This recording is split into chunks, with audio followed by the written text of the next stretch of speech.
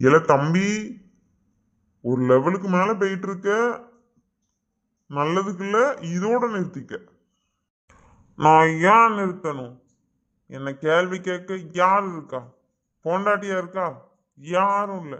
நான் நல்லா குடிப்பேன். இல்ல பொண்டாட்டி ஊர்ல இல்லதான், அதுக்கு கொஞ்சம் சந்தோஷப்படணும். ஒரேடியா பட்டன்னு வச்சுக்கேன், அப்புறம் எல்லாரும் ஒன்ன வந்து பார்க்க நிலம வந்துடும், பார்த்துக்க. என்ன அந்த அருமெல்லாம் உனக்கு எங்கன்னு தெரிய போகுது? பொண்டாட்டி ஊர்ல இல்லனா ஒரு சந்தோஷம் வருது பத்தியா, அப்படி உச்சில இருந்து உள்ளங்கால் வரைக்கும். அது ஒரு ஃபீல்னே, அதெல்லாம் நீ வந்து அனுபவப்பட்டாதான் புரியும், உனக்கெல்லாம் புரியாதுண்ணே. அதுவும் கரெக்டு தான்ல. எனக்கு அதெல்லாம் இங்க கொடுத்து வச்சிருக்கு.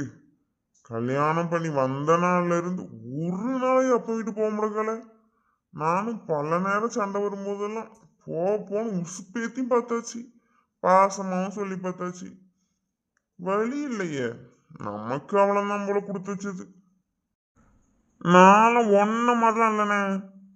பொண்டாட்டி இருந்தாலும் சந்தோஷம், இல்லைனாலும் சந்தோஷம்.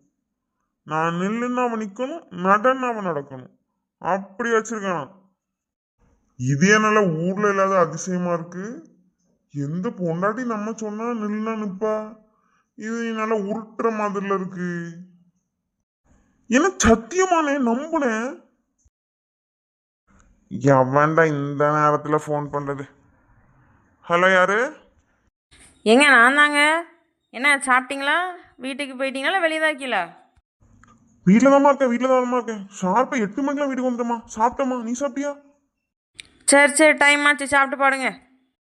என்ன அவ ஃபோன் பண்றானே, எப்படியும் தெரிஞ்சு போய் உங்களுக்கு நான் குடிச்சிட்டு இருக்கேன்னு சொல்லிட்டு, அதனால நான் வீட்டை பார்த்து போறேன்.